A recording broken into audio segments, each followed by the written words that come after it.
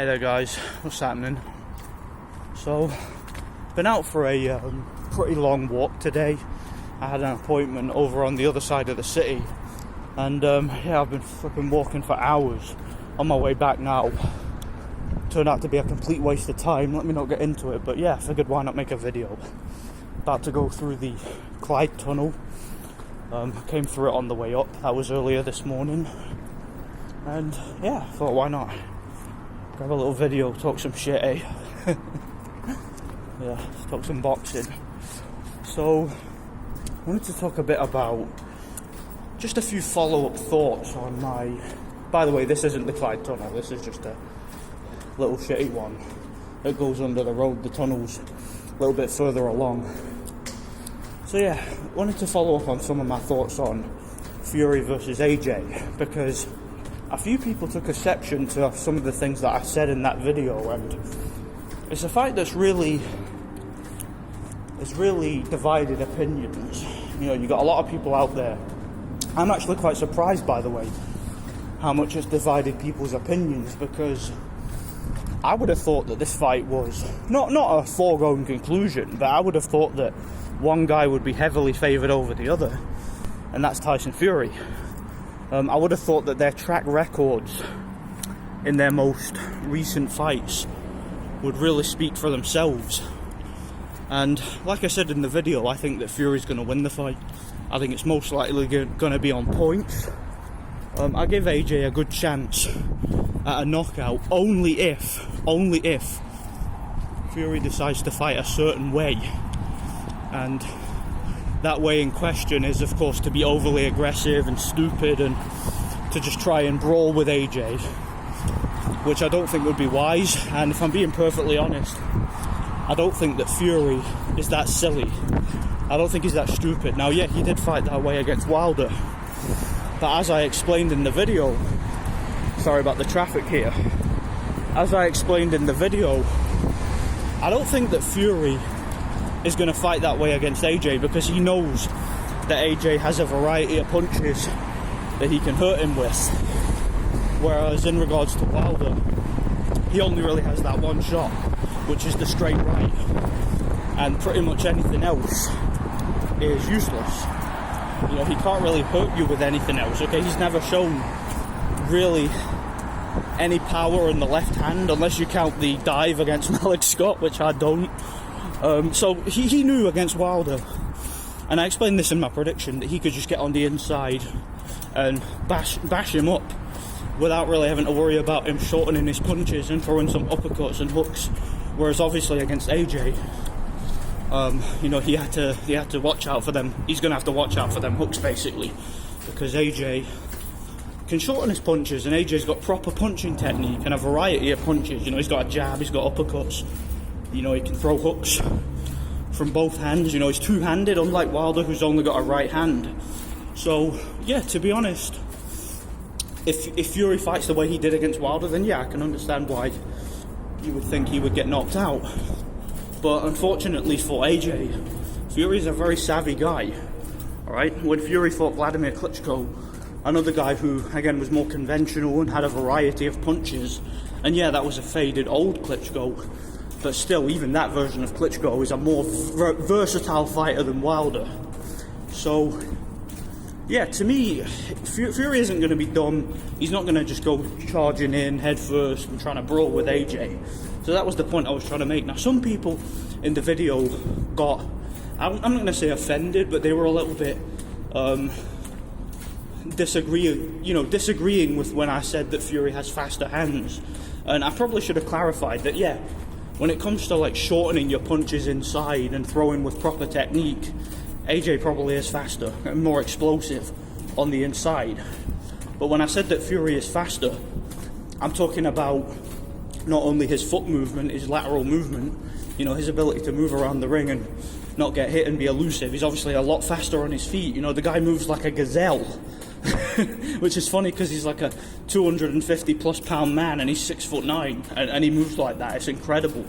And I think that was what surprised Vladimir Klitschko. Like, Vladimir Klitschko was expecting a more stationary target, And that's why when Vladimir was training for the rematch with Fury, you'll see that Vladimir was doing a lot more resistance training, and he was working on cutting off the ring and being more aggressive and more intense. That was what he was working on in the build up to the second fight, which ultimately sadly never happened. And that would have been interesting. AJ, in my opinion, doesn't have the foot movement or the foot speed that Vladimir Klitschko had, even a 40-year-old Vladimir Klitschko. And we saw that when he fought Klitschko. Right? Klitschko was much more fleet of foot on the outside. We also saw that against Parker. He was much more fleet-footed than AJ, who's, his feet are slow as molasses. AJ can actually move a little bit. He showed that against Ruiz, but again, you have to take into consideration that that's against a guy like Ruiz who doesn't really move on his feet, and a guy who was like 5 inches shorter and didn't really have the foot speed to catch up to him. It's not going to be like that with Fury. Fury's going to be much longer. I swear they should film a horror movie down here, man. It's creepy, isn't it? On a side note, this place used to be a hotspot for muggings and antisocial behaviour, but since they put the CCTV at each entrance, it hasn't been so bad, but I digress. What was I saying? The movement. I can't see AJ. Like, if Fury just decides to stay on the outside, use his length, and not allow AJ to get close, stick those little backhanders that he likes to flick at his opponents. Just fight the exact same way he fought against Vladimir Klitschko. The exact same way he did in that fight. Can't see him losing. I can't see him losing a single round, and I think the fight's a mismatch if he fights that way. Now, another thing that I wanted to address, now I've obviously already conceded that if Fury fights AJ with too much aggression, now he could win aggressively, he could lean on him. Fury's a little bit tricky and slick on the inside. He's a much heavier guy than AJ, a much bigger man. He could lean on AJ and he could smother him, but even that would be dangerous because he gives AJ to win, an opportunity to win the only way he can, which is, of course, by knockout. I can't see AJ outboxing Fury and winning on points, so Fury's going to want to keep it long and just outbox him from the outside and from distance, moving around and using those feints. But the point I wanted to make is, when I was on the stream the other day, I think that a few of us were on Anthony's stream, shout out to Thunderdome. I think, I can't remember, was it Precise who brought this up or was it Thunderdome? One of them brought this up, and that was that the fight is going to be a 2-fight deal. And that was concerning some of us because basically the idea of it being a 2-fight deal is they're planning to have 2 fights, obviously, so they've got a rematch clause in the contract, so whoever wins is going to be contractually entitled to a rematch.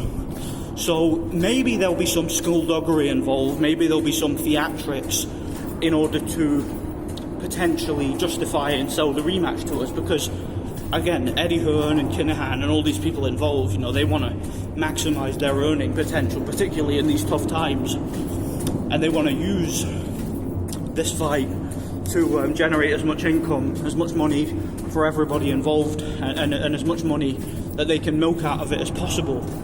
So could there be maybe a fix in the first fight? Maybe a fix is too harsh a word. Let's just say, could there be some theatrics? Could there be maybe one guy goes down but ends up losing on a controversial decision? Kind of like what they did with Fury versus Wilder. There was clearly some theatrics in that fight in order to justify the rematch. So maybe there was something like that going on, some skullduggery of some kind. And if there's some theatrics and some manipulation of the outcome, that could throw my prediction out of the water, because maybe AJ wins by Fury just not really coming to fight, and then they use that to kind of justify the rematch. Or maybe AJ gets dropped but manages to survive and wins a controversial decision, and vice versa. Maybe that happens to Fury, like what happened in the Wilder fight, So you just never know, man. Like, there could be some skullduggery, there could be some theatrics. They could try and justify the rematch by any means necessary, and that's what kind of concerns me. So when I say that I think Fury's going to win, I'm assuming that the fight is going to be above board, and I'm assuming, and I don't think I really brought this up in my prediction, did I? But I'm assuming that there's not going to be a concerted effort from both guys to try and sell the rematch and justify the rematch. So I could be wrong here. Maybe this fight isn't above board, and maybe Fury is gonna, because I don't trust Tyson Fury. I've never trusted the guy. Okay, the guy is a really slimy, exploitative individual, and I just don't trust him. So again, he's planning to retire after this. He's made no secret of that. So maybe he's in on it, if you know what I mean. But again, this is all speculation. I don't claim to have any inside information on this. I don't claim to have any inside information on this, so I'm just speculating. But assuming the fight is above board, I don't see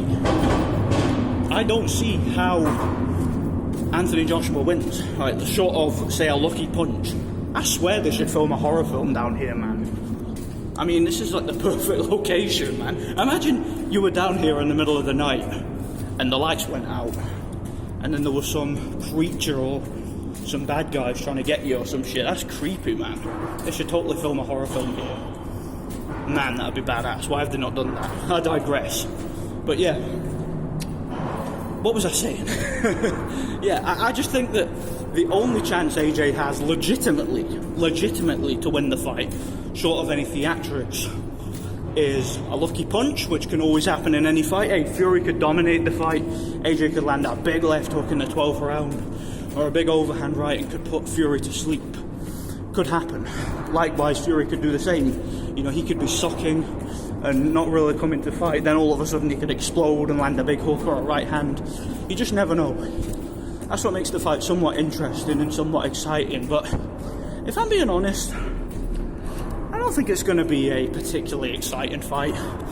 I think if the fight goes how I think it's going to go, if it goes how I logically think it will go, then it will be a tactful one, it'll be a defensive one.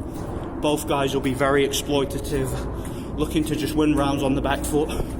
And then I see AJ getting desperate because Fury's going to be depleting AJ's gas tank. That's the difference in the fight. Fury has the physical advantage of being the fitter man. And I'm not talking about looking prettier, you know, having big biceps and a six-pack, big muscles and big abs. I'm talking about having core fitness. You know, Fury's got more stamina and more cardio. He's also got the better legs of the two, much sturdier and well-balanced legs. He's got much better balance on the move. You know, he can move laterally. AJ can punch and move, but he needs a stationary opponent, whereas Fury showed he can punch and move against the likes of Wilder and Klitschko, who are tall guys with long arms. So I don't really think that AJ is going to be able to keep up with Fury. I can't see AJ doing a number on Fury. Likewise, I can't see Fury just doing a number on AJ. You know, I can't see one guy going in there and just blasting the other away in 4 rounds. I mean, if that does happen, and let's be perfectly honest, not going to be a rematch, is there? So, which kind of makes me think that it's within the best interest financially of both guys to make it a fairly competitive fight. But man, this is a long tunnel. But assuming it goes the way I think it will, I just can't see. I mean, how is AJ gonna deal with the movement and the reach of Tyson Fury? AJ's never fought anybody who had a significant height and reach advantage. I believe he was taller than Klitschko slightly. I can't remember if he had a reach advantage. I think he might have, but again, it certainly wasn't as profound as what it's going to be against Fury. So yeah, if I'm being honest, I just don't really see him being able to catch up with him. I think that the foot speed and the length and the distance and the superior stamina and the superior balance and the ability to fight on the move is going to be the difference, in my opinion. And I don't really give AJ much of a chance in a legitimate fight. Like I said, the only way he legitimately wins is if Fury goes right at him, which Fury's not that done, man. He's not going to do that. So yeah, don't really know what else to say, but I've speculated about whether or not there'll be some sort of theatrics to try and justify the rematch. I'm sure I'm going to get called a conspiracy theorist, but again, let me make it perfectly clear. I'm not saying that that's going to happen.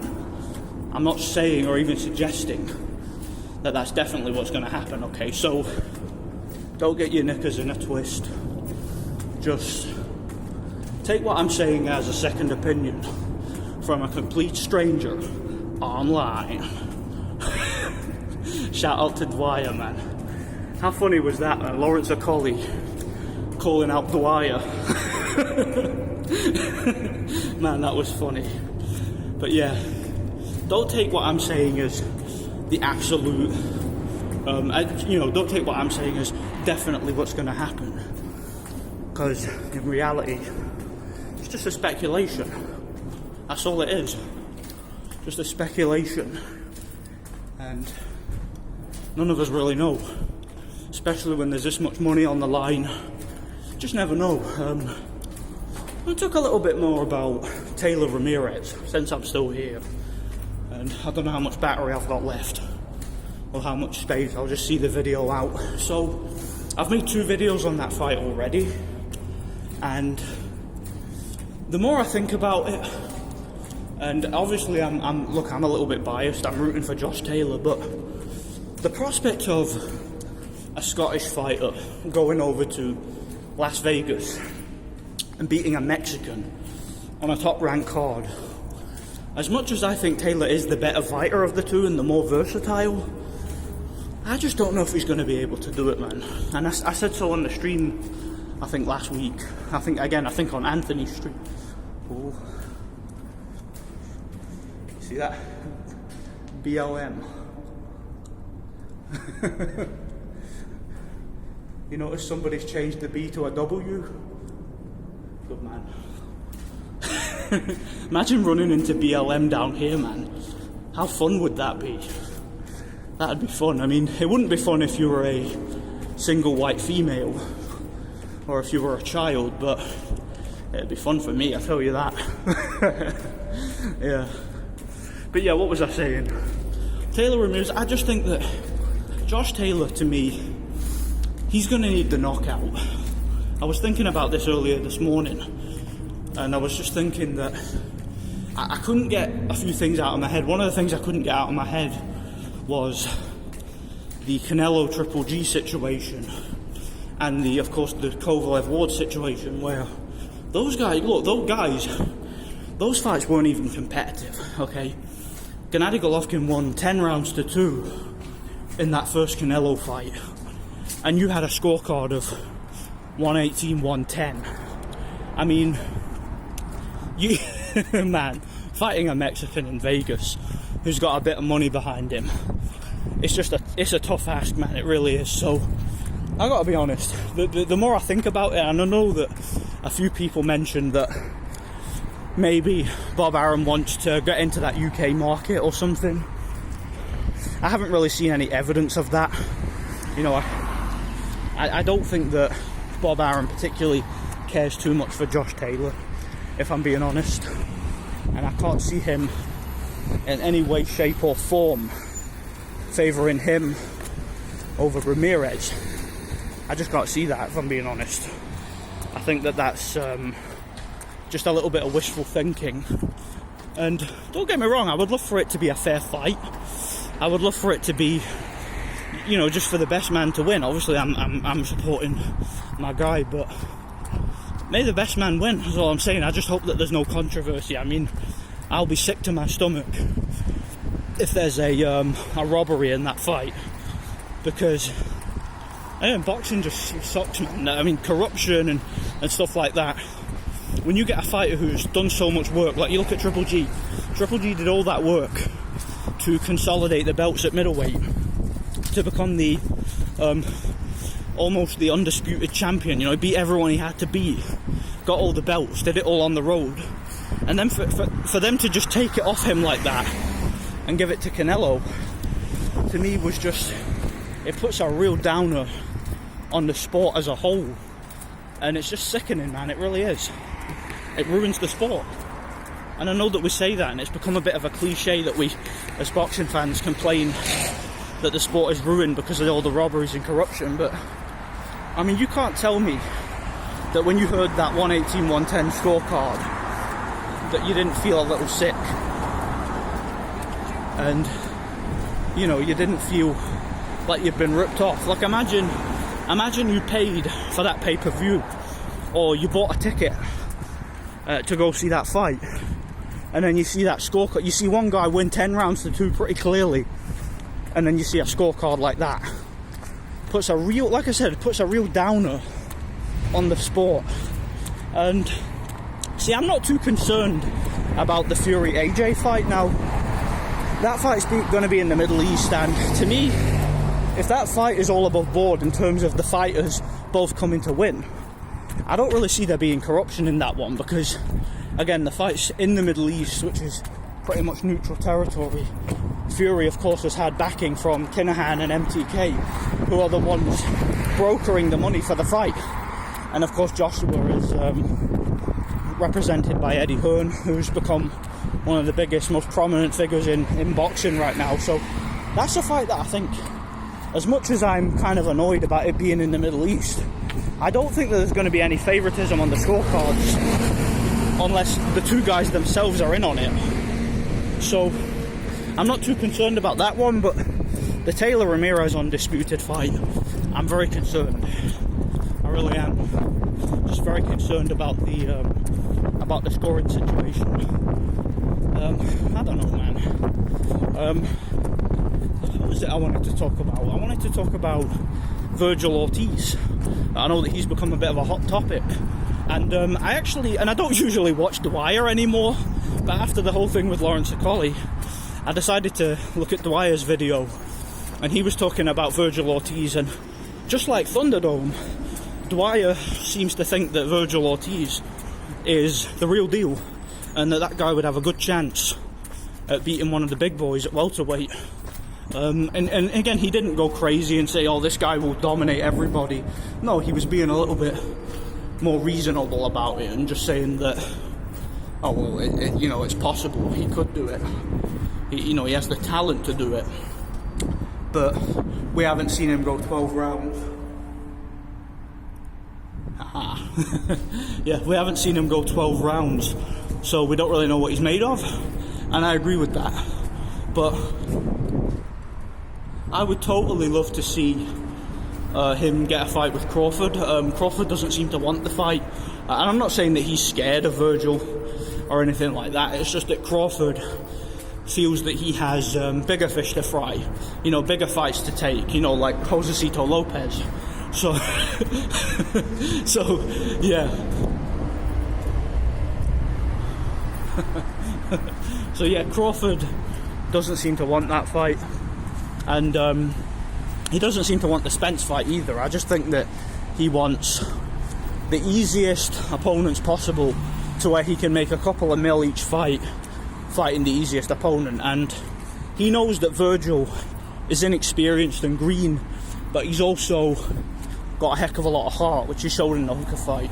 And he's obviously extremely confident, got a great jab. That's one of the things that Thunderdome was talking about in a few of his videos. He did a film study and was talking about this, and Dwyer actually mentioned this too, that Virgil Ortiz has a terrific jab, one of the best jabs in the division. When he uses it, he doesn't use it much, but when he does, it's impressive. So I would love to see him jump in with Crawford now. I'm not saying he beats him. I'd favour Crawford by stoppage, but you never know. You never know. A young guy like that, confident, determined, he could beat Crawford. And, he could put to rest the whole Crawford-Spence situation permanently. So, yeah, that was an interesting young prospect. And I'm looking forward to who he fights next. I'm hoping maybe he can get a fight. I think Danny Garcia moved up, so, because I was going to suggest him as an opponent, but maybe he could get the Sean Porter fight. Or, who knows, maybe even Manny Pacquiao. You never know, man. So, yeah, I think that he's a talented prospect, and I like to see what he does next. I know that he's apparently from I think he's from Texas. Am I right about that? I think he's from Texas, so maybe they might want to build up to a fight between him and Errol Spence. That'd be a big fight in Texas, man. That'd be a great fight too. And yeah, interesting prospect. We'll see where he goes. So yeah, that's pretty much it. Yeah, I've got things to do anyway, so let me know what you guys think. Thanks for watching, and yeah, God bless.